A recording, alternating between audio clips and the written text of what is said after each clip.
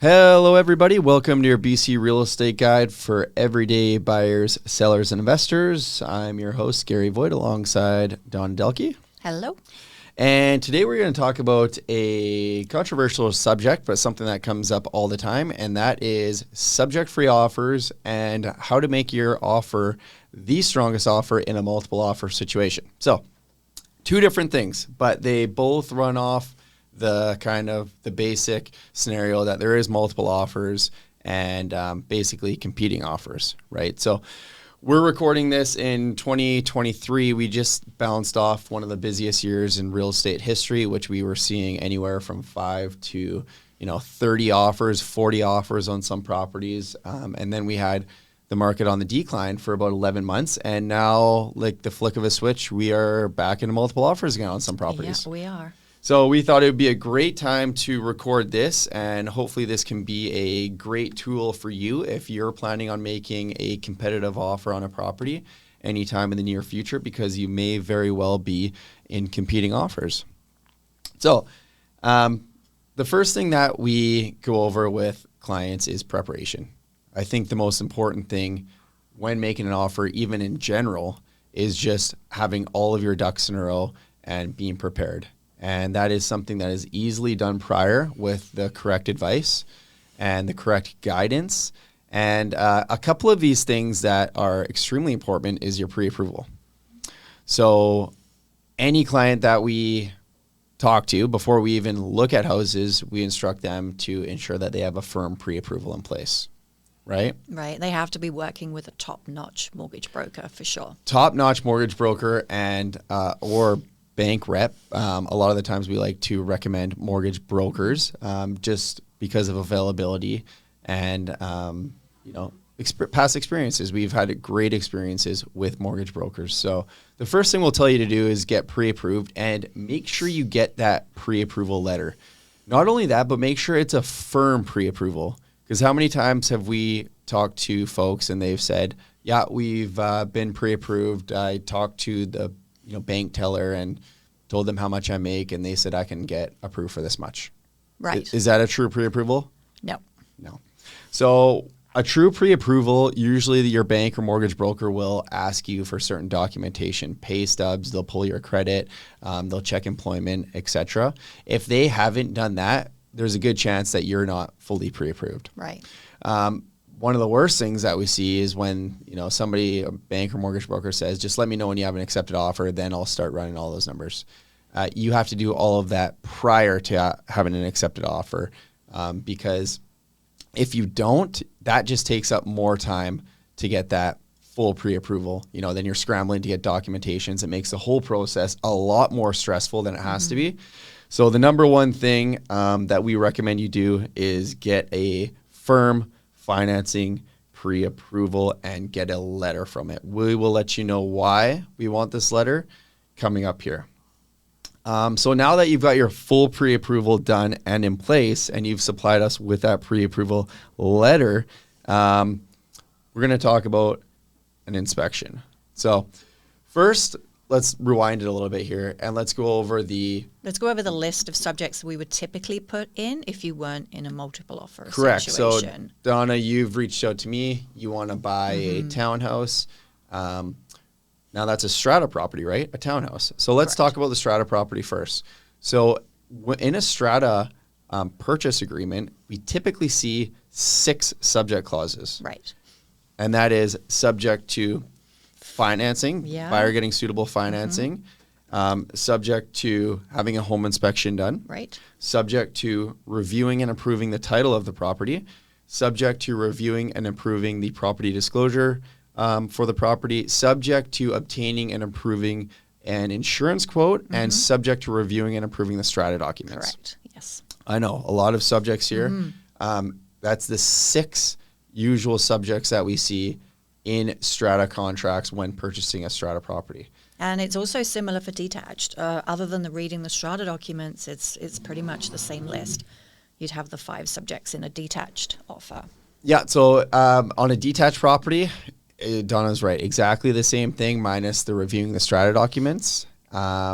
Basically, the one other thing that I can I can suggest on a detached property is having that title review and looking at any right-of-ways or easements on that property that may potentially adversely affect the use and value of the property. So we know the 6 typical subjects that we see in a strata property offer. Now let's talk about them. So let's do a scenario here. So Donna, you and I, we go look at, I'm your awesome rockstar realtor. We went and looked at a townhouse on Friday. Okay. You love it. It's your favorite place. You can see the kids running around in the backyard and growing up there, and you're head over heels for it. They have a irrevocable direction of presentation of offers set for that Monday. So we have Friday, Saturday, Sunday, and Monday to basically do as much due diligence as we can in order to make the strongest possible offer. So the question always is, how can I make the strongest possible offer? And we never say or recommend to go subject free. That's meaning you don't include any subjects in the offer. That is very risky, and not including any one of those subjects can be a risk. But we can mitigate that risk as much as possible, and that's where we'll come in to help you. To be clear, we recommend you include all of those subjects, but unfortunately, because the market moves so fast, if they're expecting multiple offer situation, you may not have that opportunity to include all of those offers. Right. All of those subjects. Even with the 4 days, like the scenario you're talking about, we look at it on a Friday morning, offers or on a Monday night. We just hit the ground running. We hit the ground all running. The documentation and I feel like we do a fantastic job at that because we're really diligent. And this is where an experienced and realtor will help you out in this situation. Okay, so let's walk through it. So we want to make the strongest possible offer. What are we going to do? Okay, so the biggest thing you're going to want to do, especially if it's strata, is you're going to have to make sure that the strata documents are available. The minutes, the AGM, the Form B, everything like that. So if you don't see it, ask the listing agent for it immediately, because it can take a while to go through all of those documents. Yeah. So you being the customer, you're asking me, your realtor, for the strata documents, and me being your realtor, knowing what we need to do, I would have already said, okay, we're requesting the strata documents. I'm going to send them to you. We're going to review them this weekend. And let us know if there's anything in there that you see that's a red flag, and we'll let you know if we see anything in there that's a red flag. Of course, we cannot give you a legal opinion on these documents, but we can review them, and we can kind of point things out to you and review the Form B, et cetera, et cetera. So let's walk through the subjects, each one, and let's go through how we can mitigate the risk by not including that subject. All right, sound good? So let's talk about financing. So we just discussed the importance of having a pre-approval. So Donna, you've already supplied me your pre-approval letter. So I'm going to send over to your mortgage broker the MLS of this listing. I'm going to say, hey, do you see any red flags, first of all, with this strata, with this property? Because keep in mind, if you're putting 20% down or less, then you have to get what's called an insured mortgage. And these insurers don't necessarily guarantee that they're going to insure every single strata. Believe it or not, there's some stratas that they won't allow an insured mortgage on. So the very first thing you're going to do is you're going to send that listing to the mortgage broker and say, hey, can you contact the insurer if you're putting 20% down or less, and see if there's any red flags that you see with this building. Okay. There are the instances, if you're dealing with an extremely rock star mortgage broker, where they can send in kind of what's a dummy approval. They can send that property to the lender, and potentially they can get that approval done without having a fully accepted offer. But a lot of the times they need an accepted offer in order to have that approval done. So for financing, make sure there's no red flags. Make sure your pre-approval amount and your pre-approval is solidified, and make sure you have that letter. The next step would be, if you did not want to include that subject, would be having a serious discussion with your mortgage professional, and letting them advise you what the risks would be associated with not including that subject of financing, because they might require an appraisal, they might require all kinds of stuff. Right. So That's really important. The financing one is, I believe, the most challenging subject to satisfy before making an offer. But the good news is that majority of these other subjects here, we're able to receive and approve or obtain and approve prior to making an offer. So let's talk about that. So the next subject we typically see is home inspection, Right. which is an extremely important subject to include in purchases because, hey, if you're spending $500,000, $1 million, $2 million on a purchase, you want to know that that purchase is safe and sound, structurally well, and things are in working order, especially with a detached house because, you know, there could be some big ticket items there. Right. So we always recommend including the subject to home inspection, but if you want to really make your offer competitive, you know, the less number of offers that, or the less number of subjects that you include, the more competitive your offer will be. And there's some people that are just diehard out there and are kamikaze and don't include any subjects. But we do recommend that you do your due diligence prior and do get a home inspection done. So if it's a house that you absolutely love, Donna, you love this townhouse, you love the yard, you're head over heels for it, you're going to do whatever it takes to get it. At that point, we would recommend that you get a pre-offer inspection. Right. So if they're looking at offers on Monday, well, let's get a home inspector in there on Sunday or Monday morning. Let's get them to do that inspection prior to making the offer. And then if there's anything of concern, of course, we can address that with the offer, or you can walk away before you make the offer. Yeah, the one thing about that, though, is like it is an investment. It could be something around $500 to get the pre-inspection done. And you might not end up buying that actual property. So you need to be prepared to put that money in advance. Yeah, you might not, you know, if there's 2, 3, 4 offers, if you're competing at all, there's a chance that you might not get it because someone went with a higher price or different terms and conditions. So that is something you have to consider when making the strongest offer. Is if you're not going to include that inspection subject, really consider spending that money beforehand and getting that inspection done. Yes, you might not get it, but if you do get it, you'll have that peace of mind that you've done the inspection already. Mm-hmm. So that is something to consider, is a pre-offer inspection. And then the next thing that we would usually look at is the title of the property. Right. Now, the title of the property is a legal document. We cannot give you legal advice on it, but what we do offer is we send it to our lawyer that we've partnered with that will pull any non-financial charges that are on the title. For example, easements, right-of-ways, and stuff like that. The turnaround is generally pretty quick. If we sent it Friday morning to our lawyers, they'd usually get it back to us probably by midday Monday. By Monday, yeah, for sure. And then that will give us the opportunity to review any non-financial charges on the title and send it to you. The lawyer also gives us an explanation of what those charges mean and what they are for. Mm-hmm. And that would also give you an opportunity to get independent legal advice prior to making an offer if any of those non-financial charges on title are of concern.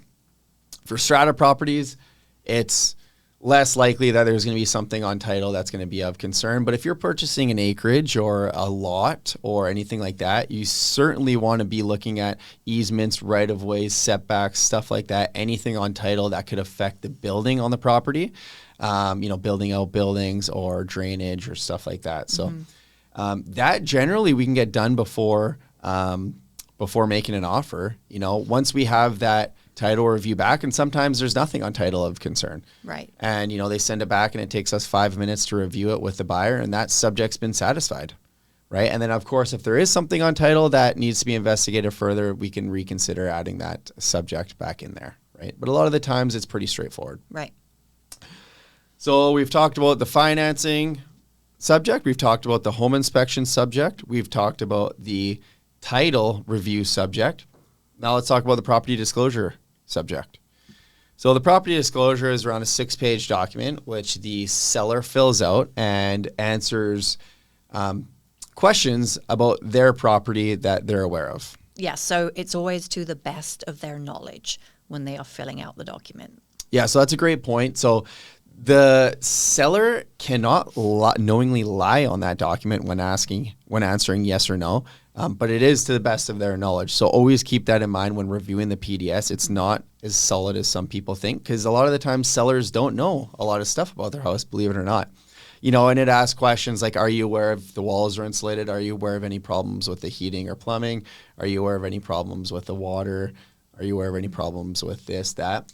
And to the best of the seller's knowledge, right? There are a lot of times when we actually get the PDS, the property disclosure statement, where the seller has not actually lived in the property. So it is just, everything is just crossed off. They don't answer any of the questions. Yeah, and that we do come across that sometimes. But to be honest, we could sit down, Donna, you and I, you're the buyer. I could sit down with you and review that property disclosure statement with you in about 10 or 15 minutes. Mm-hmm. And if all checks out on it, we can satisfy that subject in about 10 or 15 minutes. So in about a 30-minute sit down, we can review and approve the title of the property. We can review and approve the property disclosure statement of the property. Mm-hmm. So that's two subjects that we can satisfy prior to making an offer. Right. Okay. And now let's talk about insurance. Right. That's a very easy one. If it's a strata property, then we would be provided the strata insurance. You would take that to your insurance broker and they would then tell you what your property insurance is going to be, because you need to get your own personal insurance on top of the strata insurance. Yeah, so basically how it looks is we would get the MLS document, the PDF, and we would send it to the buyer. So Donna, I'd send you that I'd send you that PDF of the MLS. Mm-hmm. And we'd also send you, if it's a strata property, the strata insurance coverage letter, mm-hmm. right? And it's a summary. Yeah, the strata insurance summary. Yeah. So we'd send you those two things, and the subject to reviewing and improving insurance is simply for you to get a quote for how much insurance is going to be and be satisfied with that quote.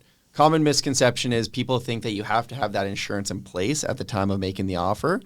That's not the case. No. You would have to have that insurance in place at the time of completion. Mm-hmm.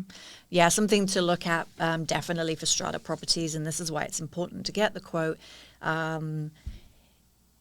Is the strata deductibles? Yes, the deductibles. Yeah, so they can range anything from $10,000 up to $100,000, and you need to be insured for that. So your personal insurance will insure your deductibles. So that can actually bring the rate up quite a lot if the deductible is really high. Yeah, so what we look at for the strata properties is the insurance deductibles, and that's for stuff like water damage and coincidentals and stuff like mm-hmm. that. So we would usually have that, and that would be on the insurance summary, and it's as simple as emailing it over to your insurance broker or any insurance broker. Let them know, hey, I'm looking to make an offer on this property. Can you please give me a rough amount on how much the insurance is going to cost mm-hmm. with these deductibles for a property like this? Yep. With strata, it's a little bit easier because we send them the insurance summary that has the breakdown of all the deductibles and the MLS sheet. For a detached house, it might be a little bit more difficult because they usually ask how old the roof is, how old the hot water tank is, what kind of piping, what kind of electrical in it. So it's a little bit more of a challenge for that. Mm-hmm. But judging by the year of the house, we can usually get majority of that information beforehand. So again, it's as simple as sending the email to your insurance broker, and they can usually get you that quote same day. Mm-hmm. So that's another subject that we're able to satisfy or prepare prior to making an offer. And then the last one that we have is the reviewing of the strata documents. Mm-hmm. Okay. So this one does take a long time to do. If you're reading strata documents, it could easily take you, 3-4 hours to read some of them. It depends how often the strata meets, but this is imperative that you do this either prior to making the offer or have that subject in. Because if this is going to be your new home, you want to know what they're talking about, mm-hmm. what may be potentially coming up for special levies. You might want to confirm how much is in the contingency, what the bylaws are, if you have any pets, if you're looking for anything. You want to review the strata documents because that will tell the story. Mm-hmm. And we do that for you as well. We will spend all of that time going through the documents and again, as Garry said before, just looking for any kind of red flags. Yeah, we're on your side. If you want that place, Donna, you love that place, we want to get you that place. So we're looking through that with a fine-tooth comb. And, it takes us half a day to do it. And you have to do it as well. We're not just doing it for you. We recommend you have to read it as well, because something that you might find important, we might not see is very important. For example, like, if there's been a few noise complaints, well, we see this in every strata. There's always noise complaints, but you might see it and say, oh my goodness, like that doesn't work for me. I need complete quiet, right? So that's why it's very important that you read the strata documents. So let's say, for example, it's Friday. Donna wants to make the offer. I request the strata documents from the listing realtor. A lot of the times they have it prepared if they're doing an offer date. I can send Donna the documents. We'll look after them as well. We'll invest our time to make sure that there's no red flags, and that you can you have the information to make an educated decision as well. And unfortunately, sometimes we still don't get the place, but this is really important as part of the due diligence process that we do this prior to making the offer. And if you don't, then include that subject to reviewing strata documents subject. So we've gone over the 6 subjects there and how you can kind of mitigate your risks by doing due diligence prior to making the offer. There are some other good points to make and other ways to strengthen your offer as well that we're going to chat about. One of them being a personal letter. With a photo. A cute photo of the kids and the dog. Just make it as cute as you can. Or if you're just a couple, and a little something about yourself. Tell the sellers a little bit about why you love their home, how you can see yourself living there, and just something a little personal about yourself too. And we've received some of these letters on some of our listings before, and some of them I actually can't even read because they really tug at the heartstrings, and that's the whole point. So just make it as cute and as personal as possible. Yeah, sometimes it works, sometimes it doesn't. No. A lot of the times the seller just go, yeah, I don't care. How much is it, right? And then some of them, it really depends. It depends if they've been there for 20, 25 years. Some sellers are more inclined to sell to young families or nice families rather than an investor. Right. Some people want to know who's taking over their house or property. And I've seen sellers take less priced offers because a buyer has sent them a very nice letter why they love the house. Right. And it's pulled at some of their heartstrings. So sometimes it works, sometimes it doesn't. But again, we're trying to put you in the best position to get this place. So it definitely doesn't hurt because you never know what that seller is thinking. You've nothing to lose by doing it, for sure. Exactly. So that is one thing that we would recommend that you do.